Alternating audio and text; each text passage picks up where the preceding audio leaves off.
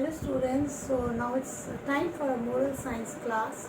So last class I had been doing chapter 3, the Darkened Sea. So I had started with that chapter.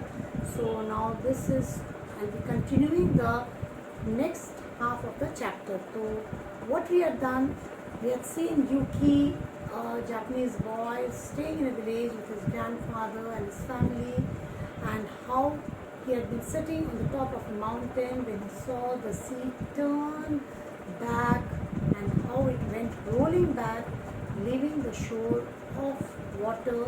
So what was the disaster? What was that calamity coming on that village? So here the rest of the story that we'll be talking about. Get back, shouted the boy. There is terrible danger. What are you talking about? Yuki laughed one person. Look at all the great new shells on the beach. No, you don't understand, cried Yuki. You must run away up to the mountain, everybody. But no one listened. They all laughed in his face and carried on, enjoying the new sand and watching the sea roll backward even more. Desperate, Yuki could think of only one thing to do. He lit a pine torch and hurried with it to the fields. There, hundreds of rice stacks stood golden and dried in the sun. He touched the torch to the edge of each one, hurried from one to the other as quickly as his legs could carry him. The sun-dried stalks instantly caught fire. The strengthening sea breeze blew the blaze forward. Soon the stacks burst into flame. Yuki, terrified, ran after his friends and family, calling, "Fire, fire! Everyone run to the mountain, quick!" तो क्या होता है जब ये यूकी पहाड़ के ऊपर बैठे बैठे वो देखता है किस तरह से समुद्र एकदम से पूरा काला हो आता है, वहाँ के जो पूरे बादल छा जाते हैं और रोल करता हुआ समुद्र बीच को पानी रहित करते हुए उल्टी की तरफ वो पानी दौड़ता रहता है, तो वो चिल्लाते हुए आता है पहाड़ों से नीचे उतर के और सबको कहता है कि पीछे रहो, ये बहुत बड़ा डेंजर हमारे यहाँ आने वाला है। तब यूकी को एक आदमी हंसते हुए बोलता है, तुम किस चीज़ की बातें कर रहे हो यूकी? ये देखो, यहाँ पर देखो, पोस्ट में कितना सारे नए शेल्स देखो बीच में पड़े हुए हैं। तो यूकी चिल्लाता रहता है कि नहीं, तुम समझ नहीं रहे हो। तो वो बोलता है, तुम्हें यहाँ से दौड़ जाना चाहिए, चलो सारे लोग माउंटेन के ऊपर चलो, पहाड़ के ऊपर चलो सब। मगर कोई सुन नहीं रहा था, सब हंस रहे थे उसके मुँह के ऊपर और बहुत मज़े ले रहे थे। उन्हें नया जो बालू मिल गया था, क्योंकि वहाँ से तो समुद्र हट गया था, बहुत सारा बीच निकल आया था और वो उन्हें देख रहा था कि किस तरह से पीछे की ओर समुद्र रोल करते हुए जा रहा था। वो उनको बहुत मज़े आ रहा था। तब कुछ समझ में नहीं आता यूकी को वो क्या करे। तो एकदम से झट से उसके दिमाग में एक आइडिया आया। तो उसने क्या किया, उसने सोचा कि मेरे पास तो बस एक ही चीज़ रह गया करने के लिए। तो उसने अपना पाइन टॉर्च लिया, उसे जलाया और वो दौड़ते दौड़ते वो वहाँ चला गया जहाँ पे 300 के करीब जो थे चावल के पूरे पेड़ जो है सूखे हुए, एकदम सूरज की रोशनी से, सूरज के ताप से पूरे सूखे हुए पड़े हुए थे। उसने क्या किया, उसने उस टॉर्च से पूरा एज से लेके कोने से लेके पूरा उसमें आग लगा दिया। जितनी जल्दी से हो सके उसने उस सूखे हुए चावल के पौधों को वो आग लगाना शुरू कर दिया। और जो सारे सूरज के ताप से वो सब बहुत सूख गए थे, इसलिए वो फट से उसने चिंगारी पकड़ ली। फिर आग बढ़ गई और वो जो समुद्र से ताज़ी एकदम जोर से हवा चल रही थी, उससे जो है वो आग बहुत जल्दी पकड़ ली। तो बहुत जल्द से आग पकड़ ली और एकदम से आग सबको दिखने लगा। यूकी एकदम से डर गया और वो दौड़ते दौड़ते वो अपने दोस्तों और परिवार के पास गया और बोला, देखो आग लगी है, सारे दौड़ो, पहाड़ के ऊपर चलो, जल्दी सबको। ऐसे करके वो दौड़ा के पहाड़ की तरफ ले गया। The people hurried from over the beach like a swarm of ants, though to Yuki's anxious eyes The moment seemed terribly long. All the while the sea was fleeing even more quickly towards the horizon. The whole village was moving up the mountain now. The growing multitude looked horrified at the flaming fields and at the destruction of their homes and livelihood. Yuki is mad, cried one of the boys when they all reached the top. He set fire to the rise on purpose. I saw him do it. Yuki, is this true? Asked Yuki's mother and father, frowning deeply. Yuki hung his head. तो ये जो बहुत सारे लोग थे वो जल्दी जल्दी उसकी बातों को सुन के वो सारे एकदम से दौड़ने लगे, चींटियों की तरह। जैसे चींटी एकदम से इकट्ठा होकर एक साथ चलने लगते हैं, लोग इसी तरह से दौड़ते उनसे उसकी आंखों के सामने सारे लोग जो है। मगर फिर भी वो यूपी को लगा था कि बहुत वक्त जा रहा है, बहुत वक्त ले रहा है और भी जल्दी ये काम होनी चाहिए। सारे लोग एकदम जो थे वो पहाड़ के ऊपर पहुंच गए। बहुत सारे लोग वहाँ पहाड़ पर पहुंच गए तो उन्होंने अपने आग लगे हुए घर को देखा और वो सारी जो चीज़ें देखी। फिर वो अपने खेत खमार देखा जो पूरी तरह से आग लगी हुई थी। तो एक लड़के ने उनमें से लड़के ने चिल्लाते हुए कहा, यूकी तो पागल हो गया, मैंने उसे देखा है वो राइस को अपनी से आग लगाते हुए। तो यूके के माता जी और पिताजी ने उससे पूछा कि हाँ क्या सही है ये यूकी, ये सही कह रहा है? उन्होंने गुस्से से उसे पूछा तो यूकी अपना सिर झुका लिया। Just then someone cried, look at the edge of the horizon, a long dim line like the shadowing of a coast when no coast had been there, had been a line that thickened as they gazed, that broadened on the way a coastline broadens when one approaches it, yet much more quickly.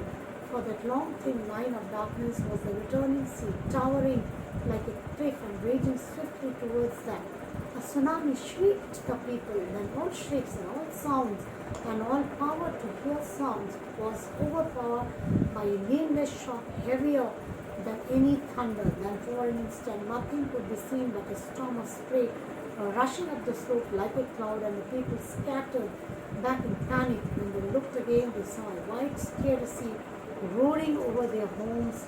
It pulled back, tearing out the land as it went. Twice, thrice, 5 times the sea struck the land and ebbed, but each time with waves less strong. And finally the sea returned to its normal pace and stayed there, though still raging, as the sea will do after a hurricane.